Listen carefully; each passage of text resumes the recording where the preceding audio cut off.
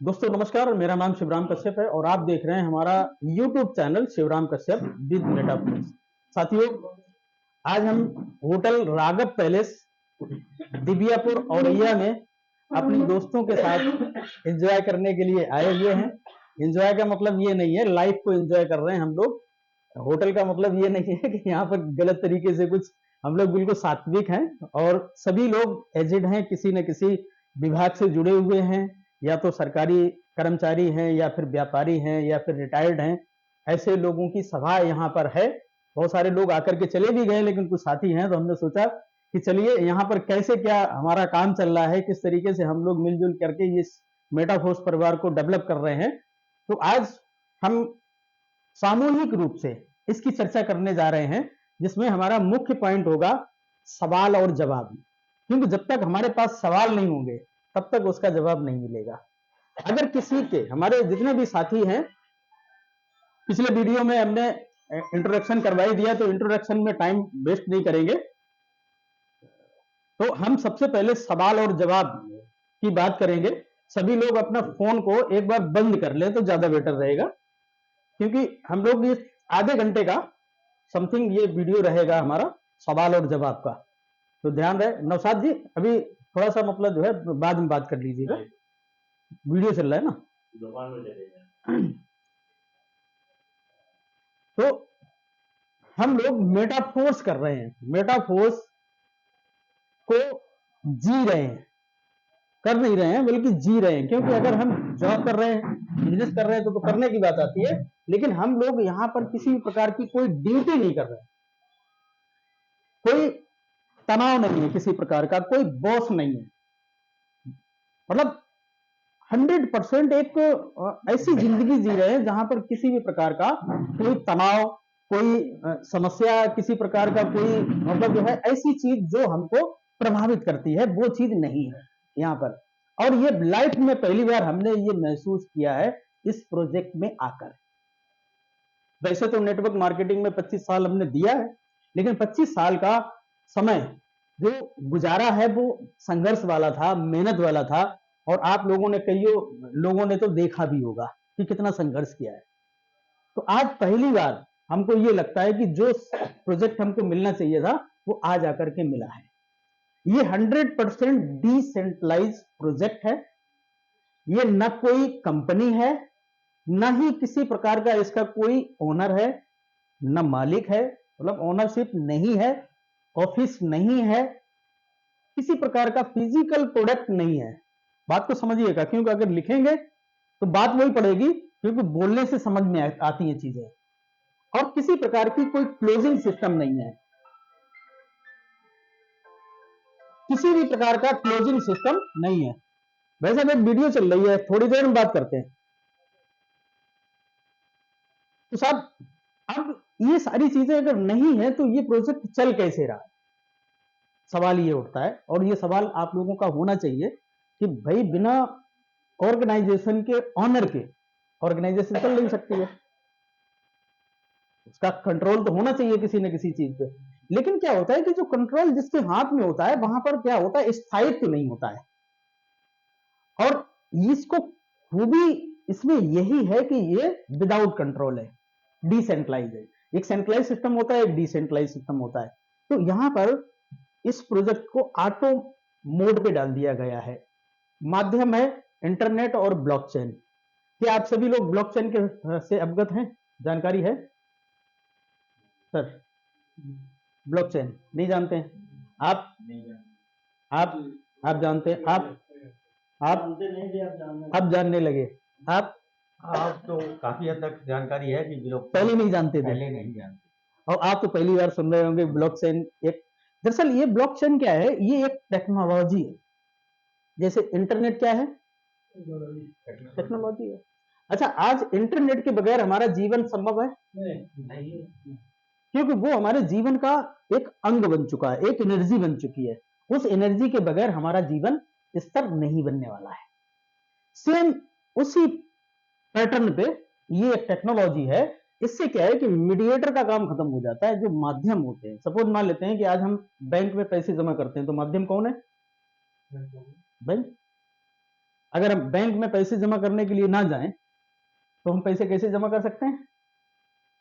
ये तो मुश्किल है। ठीक है, कहने का मतलब माध्यम चाहिए। माध्यम से ठीक है, उसको कंट्रोल करने वाला, कितनी क्वांटिटी में पैसा जारी किया गया है, कितना किसने यूज किया है, ये सारा का सारा हिसाब किताब कौन रखता है? बैंक। बैंक जो हमारा आरबीआई क्षेत्र है, जो पैसे को कंट्रोल करने वाला है, वो रखता है। इसी तरीके से इंश्योरेंस को कंट्रोल करने वाला कौन है? आईआरडीए। इसी तरीके से जो शेयर मार्केट की जो कंपनीज को कंट्रोल करने वाला होता है वो सेबी, इस टाइप का होता है। मतलब हर एक क्षेत्र का अपना एक कंट्रोलर है। लेकिन यहाँ ब्लॉकचेन एक ऐसी पद्धति है जिसमें एक बार किसी भी प्रोजेक्ट को डिप्लॉयड किया जा सकता है। डिप्लॉयड करने के बाद में फिर जो डिप्लॉय करने वाला, जो उस पर डालने वाला, वो उसको डिलीट करना चाहे तो इम्पॉसिबल है। जैसे मान लेते हैं कि इस समय हम कार्बन डाइऑक्साइड छोड़ते हैं और ऑक्सीजन लेते हैं। अगर कार्बन डाइऑक्साइड छोड़ दी तो क्या उसको दोबारा से हम एब्जॉर्ब कर सकते हैं, पकड़ सकते हैं, उसको ले सकते हैं? नहीं ले सकते हैं, क्योंकि हमारा स्वभाव क्या है, हम ऑक्सीजन लेंगे और कार्बन डाइऑक्साइड को छोड़ देंगे। इसी तरीके से जब हम प्रोजेक्ट को डालते हैं उस पर, तो डालने तक तो हमारा कंट्रोल रहता है, लेकिन डालने के बाद हमारा कंट्रोल खत्म हो जाता है। फिर हम उसको डिलीट नहीं कर सकते हैं, हटा नहीं सकते हैं। एक डिलीट का बटन नहीं होता है, दूसरा एडिट के बटन नहीं होता है। मतलब अगर बाई चांस कोई अगर गलत चीज पड़ गई तो उसको हम एडिट नहीं कर सकते। केवल एक बटन होता है ऐड, उस पर आप बढ़ा सकते हैं। ठीक है, तो अनवरत चलने वाला है, इंटरनेट के साथ में इसकी पेयरिंग है। इस प्रोजेक्ट को बनाने वाले ने 1994 में बनाया था। पहली बार इसका इस्तेमाल किया गया 2009 में। एक शानदार प्रोजेक्ट आया था जिसको हम लोग शॉर्ट फॉर्म में बीटीसी के नाम से जानते हैं, वैसे इसको बिटकॉइन के नाम से जाना जाता है। अब हम एक सवाल आप लोगों से पूछें, बिटकॉइन के बारे में जानकारी आपको है? आपको नाम सुना है, डीप में नहीं गए? आपको नाम तो सुना, अभी सुना है, पहले नहीं मालूम था आपको? आप मालूम है तो खरीदे भी होंगे, आपको यही मालूम हुआ? आपने तो सुना ही अभी। सुना नहीं, खरीदा भी। बिटकॉइन खरीदा नहीं नहीं, वो दूसरी बात कर रहे हैं। नहीं, बिटकॉइन पड़ा है, बिटकॉइन नहीं है, बिटकॉइन नहीं है, वो दूसरा है। आपने भी यही जाना है अभी या पहले कभी सुना था? पहले से सुना भी था और कुछ निवेश भी किया, तब तक ये पता चला कि उस पर बैन लग गया। हाँ, वही जी जी, बहुत बढ़िया। देखिए सवाल निकल के आया कि गवर्नमेंट ने इसको एक बार बैन भी किया था, बैन किया था 2018 में, डेट कंफर्म नहीं है। क्यों किया था? क्योंकि इस पे अनऑथराइज्ड ट्रांजैक्शंस पाई गई थी।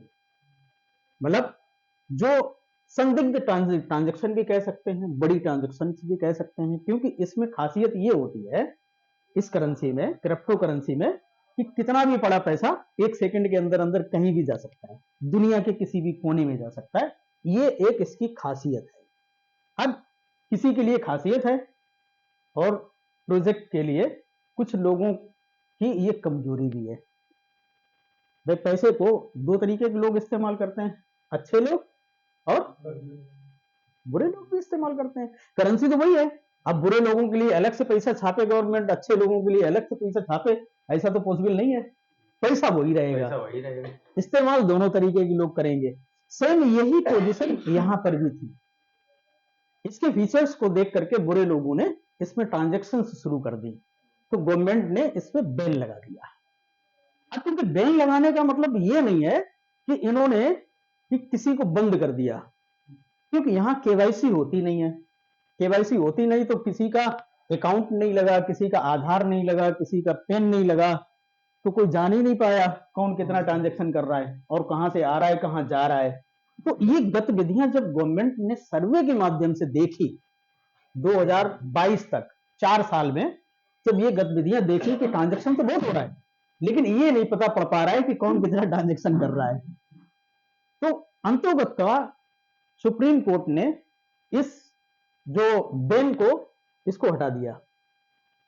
क्यों? ट्रांजैक्शन बहुत हो रहा है। अब हमने बेल लगा दिया तो हम उस पर टैक्स भी नहीं लगा सकते हैं। ये किसी को अगर हम प्रतिबंधित कर देंगे और दूसरा हम उस पर टैक्स भी लगा दें तो क्या पॉसिबिलिटी है?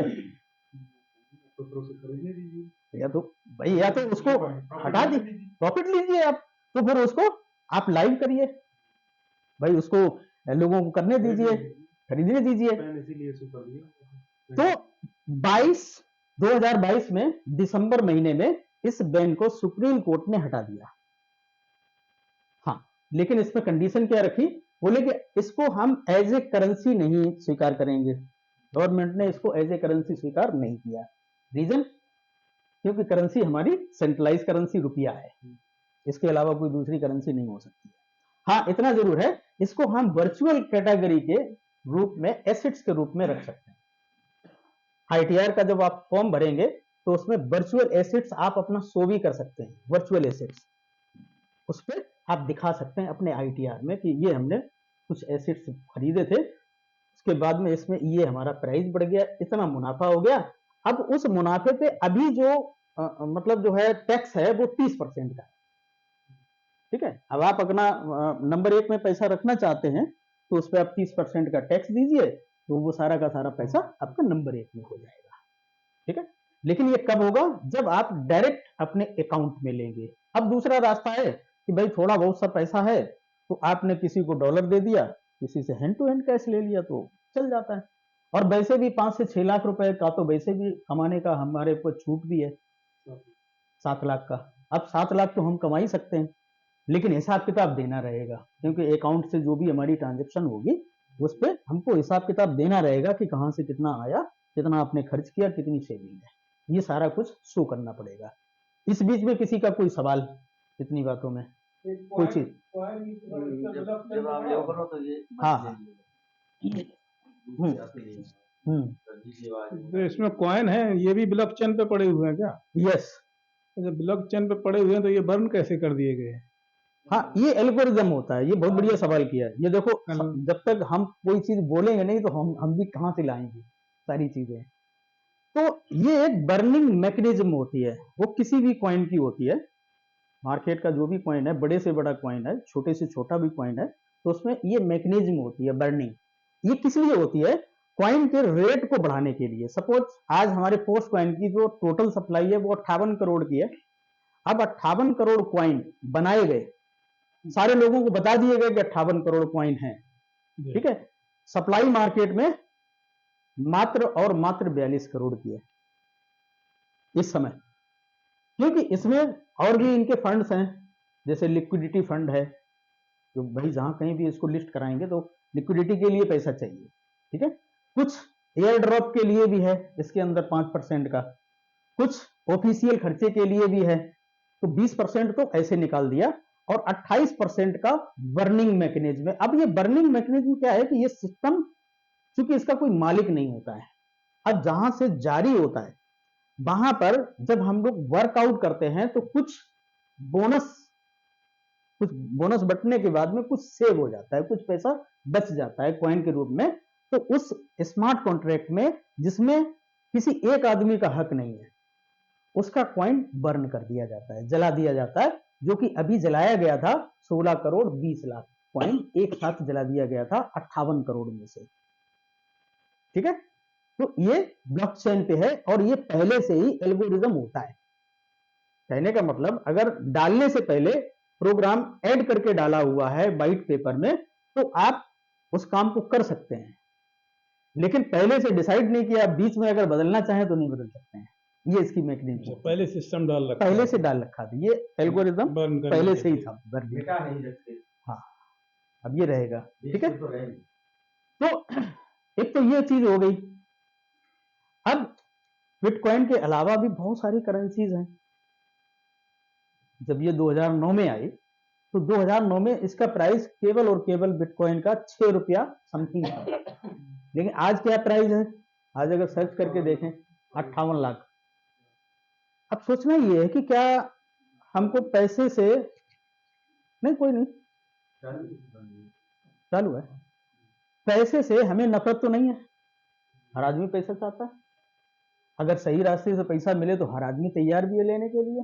कोई दिक्कत नहीं है भाई, हमको ज्यादा यूज नहीं कर पाएंगे, हम बांटेंगे, अपने लोगों को देंगे, क्या दिक्कत है? पैसा चाहिए सबको, पहले तो अपनी जरूरतें पूरी करने के लिए हमको बहुत पैसा चाहिए, खुद की जरूरतें हैं, क्योंकि बहुत सारे लोगों के बहुत सारे सपने सपने ही बने रहते हैं, पूरे नहीं हो पाते हैं, मानेंगे इस चीज को? तो 2009 में हमारे पास इसकी इंफॉर्मेशन न होने के कारण, इसको न समझ पाने के कारण, या इसको नहीं समझा पाने के कारण हम सारे के सारे लोगों ने इसको नहीं जाना। I am right?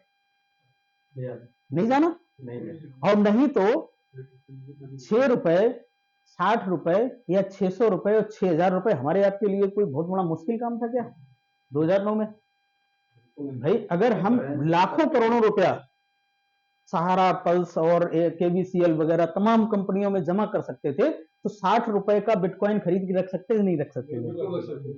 अगर 60 रुपए का बिटकॉइन खरीद के रखा होता तो 10 होते, 10, और आज 58 लाख रुपए का है, तो 10 कितने के होते? तकरीबन 6 करोड़ के। तो बताइए उस समय हमारे आपके लिए 60 रुपए बहुत ज्यादा वैल्यू तो नहीं रखते थे, कर सकते थे, लेकिन नहीं जानकारी मिल पाई, क्योंकि उसका कोई ऐसा एल्गोरिदम नहीं था बिटकॉइन का, क्योंकि उस समय बनाया गया, इसकी बनाने की जो स्थिति है वो भी बड़ा विचित्र है, उसको भी हम आप लोगों को शेयर करना चाहेंगे।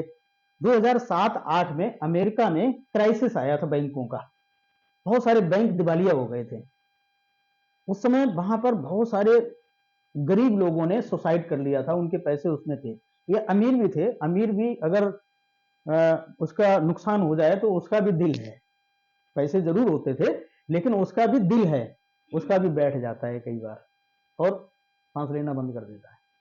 तो ऐसे ही हजारों लोगों ने वहां पर सुसाइड कर लिया था। तो इसका जो एल्गोरिथम बनाने वाला व्यक्ति है, जो संतोषी नाकामोटो के नाम से जाना जाता है, अब ये ही है या सी है, यानी कि स्त्री है पुरुष है, आज तक क्लियर नहीं, क्योंकि इसने अंडरग्राउंड होकर के ये सारी की सारी चीजें बनाई। उसने सोचा कि अगर बैंक ही ना हो और सारे लोगों के काम चलें तो कैसा रहेगा। अभी हम सारे लोग सुन रहे हैं ये सवाल, काम कोई भी ना रुके और बैंक को हमें यूज ना करना पड़े तो क्या दिक्कत है, पब्लिक को क्या दिक्कत है? गवर्नमेंट को टैक्स चाहिए तो टैक्स लीजिए भाई, हमें जहां पेमेंट भेजना है हमारा पेमेंट पहुंच जाए, और जो चीज हमको मिलनी है, हमारी ट्रेड जो है वो फाइनल हो, सारे टैक्सेस क्लियर हो, तो क्या दिक्कत है? ऐसा एल्गोरिदम बना के तैयार किया बिटकॉइन के माध्यम से, जो आज पूरी दुनिया में एक तहलका मचाए हुए है। अब एक चीज जब सफल होती है तो क्या होता है, उसके नकल किया जाता है और चीजें उसके साथ में आती हैं। ऐसा नहीं कि नकल करने से मतलब जो है कोई बुरी चीज बनती है भाई, अच्छे आदमी को आप नकल करेंगे तो कैसे आदमी बनेंगे? अच्छे बनेंगे। तो अच्छाई को मल्टीप्लाई करना, उसकी नकल करना अच्छी बात है, मेरे को जो समझ में आया। हाँ, बुराई को इग्नोर करते रहो, ज्यादा से ज्यादा इग्नोर करिए, ठीक है, बढ़िया रहेगा। तो कहने का मतलब आज 30,000 से भी ऊपर करेंसी हैं, तो छोटे प्राइस से बड़े प्राइस से तमाम तरीके से मतलब जो है लोगों को प्रभावित कर रही हैं, कुछ लोगों को लाभान्वित कर रही हैं, कुछ लोगों को प्रभावित कर रही हैं। अब है क्या, क्रिप्टो करेंसी, हर आदमी तो समझ रहा है कि ये क्रिप्टो करेंसी के नाम से कई बार लूट भी मची हुई है।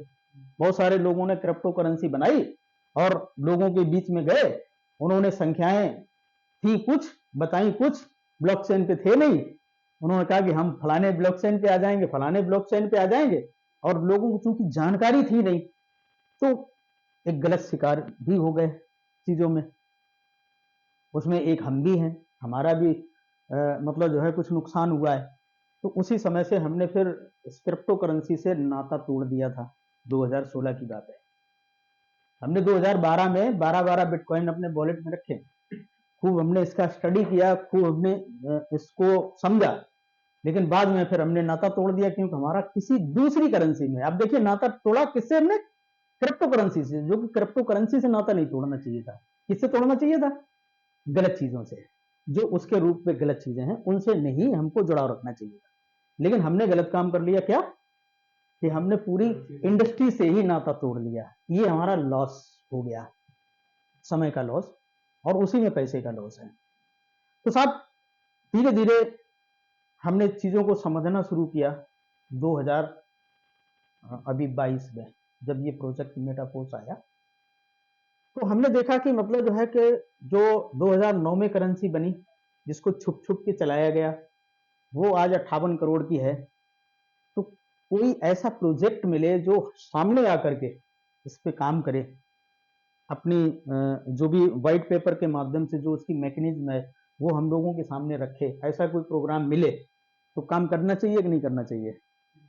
लाडो सर के नाम से पूरी दुनिया परिचित है। आज पूरी दुनिया में 200 देशों से लोग उनके साथ में कनेक्टेड हैं, उनको जानते हैं।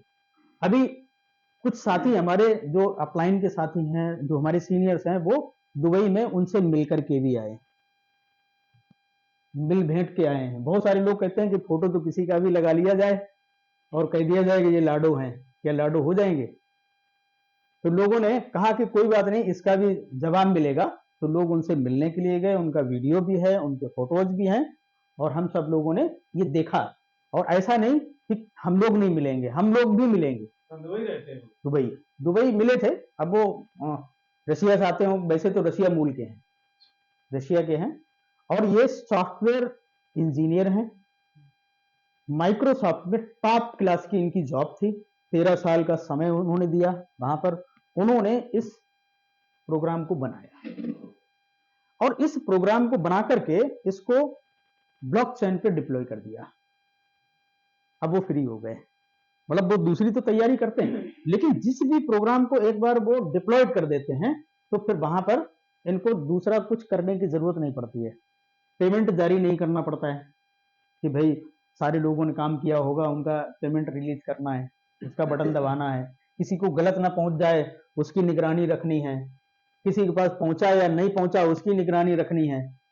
ये सब नहीं करने की। ब्लॉकचेन पे आने के बाद फिर ये सारी की सारी झंझटें खत्म हो जाती हैं। जो काम करेगा 1 नैनो सेकेंड के अंदर अंदर उसके वॉलेट में पे आउट पहुंच जाएगा। राइट, ये ब्लॉकचेन का काम है। अब क्या है कि लाडो सर ने जो प्रोग्राम लेकर के आए, टेक्टाइल से शुरू किया था। उस टेक्टाइल में केवल और केवल कम्युनिटी का काम होता था, केवल लोग जुड़ रहे थे। क्योंकि सबसे पहले किसी भी प्रोग्राम को बनाने के लिए, बनाए रखने के लिए लोगों की आवश्यकता है। अगर लोग नहीं है तो तमाम सोने में गड़े रहो, और सोने का क्या मतलब है, क्योंकि जिसकी वैल्यू देने वाला कोई आदमी नहीं है तो सोना सोना है, क्या दिक्कत है। सोना खाए थोड़ी आदमी लेगा, क्योंकि सोना एक शोभा के लिए है। अब जब कोई है ही नहीं तो फिर सोने से क्या शोभा किसको दिखाओगे, कोई मतलब नहीं है। तो लोगों की कम्युनिटी बनाने के लिए उन्होंने प्रोजेक्ट दिया S3 और S6। S3 और S6 का मतलब यह है कि हम लोगों को एक मैकेनिज्म दिया जहां पर एक ये होटल है और इस होटल में 6 कमरे हैं।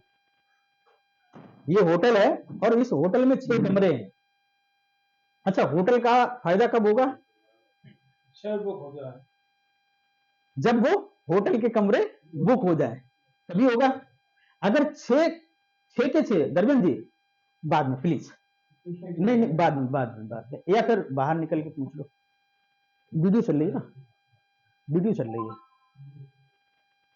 तो कहने का मतलब 6 कमरे अगर बुक किए तो केवल और केवल मालिक का ही काम नहीं है, उसमें बहुत सारे कर्मचारी हैं, उनका भी शेयर है। तो 50% प्रॉफिट आपको मिलेगा, 50% जो पहले के लोग हैं उनको भी जाएगा, क्योंकि यहां मालिक और नौकर का कोई काम नहीं है। सर वीडियो चल रहा है, लाइव देखेंगे। हाँ, लोग बोलेंगे कि ये कौन आदमी था नीली शर्ट वाला। तो साहब 6 कमरे अगर हमने बुक करवाए मेहनत करके तो 50% का सीधा सीधा प्रॉफिट है। और 50% का प्रॉफिट कैसा है साहब? अच्छा है। 50% का प्रॉफिट का धंधा अगर किसी को मिल जाए और मार्केट में लोगों को मालूम हो जाए कि ये 50% प्रॉफिट का धंधा है, तो लोग दौड़ दौड़ के उस काम को करेंगे, भाग भाग के उस काम को करेंगे। ठीक है, तो ये S6 मैकेनिज्म है। और S3 मैकेनिज्म में क्या होता है कि वहां पर जो भी निवेश अमाउंट हमारा होता है उसमें 3 कमरे होते हैं होटल के।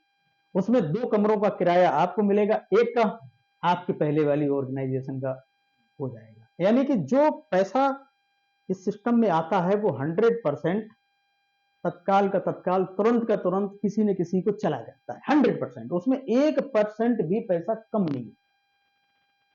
यानी कि 100% हमारी कम्युनिटी का पैसा हमारी कम्युनिटी में ही रहता है, कहीं जाकर के इकट्ठा नहीं होता है। क्योंकि इकट्ठा जहां पे पैसा होता है वहीं पर समस्याएं होती हैं। कहीं पे 1000 करोड़ रुपया इकट्ठा हो जाए दिव्यापुर में किसी एक आदमी के पास, तो क्या होगा?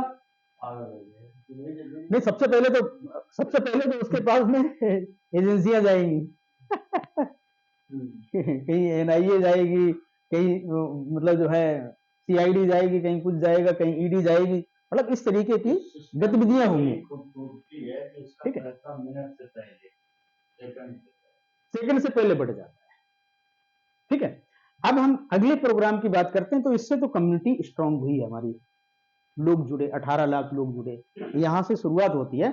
उसके बाद में 1 साल के बाद इन्होंने हमको करेंसी दी। अब उस करेंसी का जो रेट, स्टार्टिंग रेट था माइनिंग में, वो मात्र 22 रुपया समथिंग था, $0.25 था। आज उस करेंसी का रेट 1 साल के बाद $2.77 है, अर्थात लगभग 260 रुपया। यानी कि 22 रुपए से स्टार्ट किया था और 1 साल में 260 तक पहुंचाया। कितना गुना हुआ? 11 गुना। अच्छा, 11 गुना अगर हम किसी को मार्केट में जाकर के अड़ोस पड़ोस में किसी को बोलेंगे कि 1 साल में 11 गुना, तो सबसे पहले क्या कहे? पॉसिबिलिटी नहीं है ना भाई। हमने जो पैसा लगाया उस पर हमने काम तो कुछ किया नहीं, केवल हमने वो कॉइन खरीद के रख लिए, उसकी वैल्यू बढ़ गई। अब देखो, धंधे में किसी प्रकार की कोई अचंभित करने वाली कोई चीज नहीं है। अब जैसे हम लोग इंटरनेट इस्तेमाल कर रहे हैं, इसमें कितना क्या खर्चा हो रहा है भाई? जो खर्चा होना था टेक्नोलॉजी बनाने में उतना हो गया। उसके बाद में जियो ने कनेक्शन बांट दिए। ठीक है, आज वो माल खींच रहे हैं, फ्री में बांटे थे। बताओ, सब लोगों ने फ्री में यूज किया और उसके बाद में आज किराया दे रहे को नहीं दे रहे? किसी ने मना किया? किसी ने कनेक्शन बंद करवाया? अरे कनेक्शन अगर बंद भी करवा दोगे तो भैया तुम उनके ही दूसरे किसी भाई के पास जाओगे, कहां जाओगे? दूसरा लोगे भाई। कनेक्टिविटी बना के रखनी है तो फिर करना पड़ेगा। दुनिया में हर चीज का रिचार्ज है, रिचार्ज इसमें भी है। अब क्या है कि इस करेंसी को जो मैकेनिज्म थी उसके आधार पे इसको बना के फिनिश कर दिया, मतलब जितनी संख्याएं थी वो फिनिश हो गई। अब हमारा अगला प्रोजेक्ट बिटफोर्स के नाम से लॉन्च किया जा रहा है, उसकी चर्चा के लिए हम लोग यहां पर आए। तो जो बिटफोर्स है वो हमारा मेटावर्स का कॉइन है। मैकेनिज्म वही है, ब्लॉकचेन बेस पे। इसमें किसी प्रकार का मालिकाना हक किसी का नहीं है, कोई भी माइनिंग लगा सकता है। अब बिटकॉइन की माइनिंग अलग चीज है या दूसरी करेंसी की माइनिंग अलग चीज है, लेकिन इसकी माइनिंग जो है वो वर्चुअल माइनिंग है। इसकी माइनिंग वर्चुअल माइनिंग है। इसमें ना तो इलेक्ट्रिसिटी का बिल देना पड़ेगा, ना ही किसी प्रकार का आपको कंप्यूटर सिस्टम लगाने पड़ेंगे, ना ही इसके ग्राफिक कार्ड आपको खरीदने पड़ेंगे, जो कि करोड़ों रुपए के लगते हैं बिटकॉइन माइनिंग में। और किसी ऐसे देश में हमको सेटअप लगाना पड़ता है जहां पर बर्फ ही बर्फ हो, यानी कि माइनस में तापमान होना चाहिए, वहां पर बिटकॉइन की माइनिंग होती है। लेकिन हमारे इस बिटफोर्स की माइनिंग के लिए हमको वर्चुअल माइनिंग करनी है, क्योंकि ये मेटावर्स का कॉइन है, टेक्नोलॉजी का कॉइन है। इसलिए हमको किसी भी प्रकार की इलेक्ट्रिसिटी या कोई सिस्टम या कोई ग्राफिक कार्ड की आवश्यकता नहीं है। हमको केवल और केवल पैसे की जरूरत है। अब जितना पैसे से हम उस वर्चुअल डिवाइस को खरीद करके काम पे लगाएंगे रोबोट द्वारा, उसका माइनिंग होगा और माइनिंग में बिटफोर्स निकलेगा।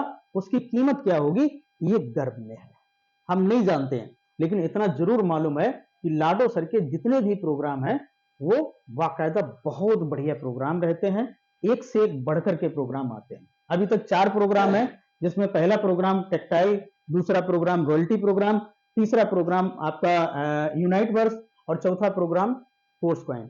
4 प्रोग्राम में, और चारों प्रोग्राम में बहुत सारे लोगों ने बहुत अच्छा अच्छा पैसा कमाया है। कुछ लोगों ने करोड़ों कमाया, कुछ लोगों ने लाखों में संतुष्टि की है, तो कुछ लोगों ने कुछ हजार कमाया है, लेकिन कमाया सबने। तो ये हमारा प्रोजेक्ट है, तो बिटफोर्स की माइनिंग के लिए हम लोग यहाँ पर एकत्रित हुए जानकारी देने के लिए। तो इसमें जुड़ने के लिए, इसमें माइनिंग करने के लिए हमको छोटा सा एक निवेश करना पड़ेगा। छोटा भी हो सकता है, बड़ा भी हो सकता है। जो $50 है, $100 है। फर्स्ट ईयर की कीमत $50, दूसरे टीयर की कीमत 100, 200, 400, 800, 1600, 3200, 6400 और 12800, यानी टोटल टीयर 9 है। और इन्हीं टीयर को टनल का नाम दे दिया है, सुरंग। मतलब अगर एक सुरंग हमने ली तो एक से जो माइनिंग होगी वो हमको मिलेगी, उसका बेनिफिट मिलेगा। 2 ले ली तो पहले का भी मिलेगा, दूसरे का भी मिलेगा। तीसरी ले ली तो तीसरे का भी मिलेगा, दूसरे का भी मिलेगा और पहले का भी मिलेगा, यानी कि पिछला ऐड रहेगा। और इस तरीके से हम जितनी ज्यादा यूनाइट वर्ष में सुरंगें लेंगे, टनल लेंगे, उतने का ही हमको प्रॉफिट मिलेगा। तो ज्यादा से ज्यादा हम लोगों को यहाँ से, टनल का मतलब ये चिप। हाँ, टनल से चिप मिलेंगी। चिप मिलेंगी, चिप एक्सिस की होती है वो, ठीक है। चिप होगी और एक्सिस की होगी, 2 चीजें मिलेंगी। उससे क्वांटम वेब चालू होगी और माइनिंग चालू होगी। संख्याएं निर्धारित जो हैं वो हमको मिलेंगी। मेजर माइनिंग की बात करें तो मेजर माइनिंग में हम लोगों को 15% टाइम में 85% कॉइन की माइनिंग होगी। 15% टाइम में 85% कॉइन की माइनिंग होने वाली है। तो इसको ध्यान में रखते हुए हम लोगों को ज्यादा से ज्यादा अपना निवेश करना है, ज्यादा से ज्यादा इसमें अपनी एनर्जी डालनी है, ज्यादा से ज्यादा लोगों को शेयर करना है। बस इन्हीं बातों के साथ में हम इस वीडियो को यहीं पर समाप्त करेंगे।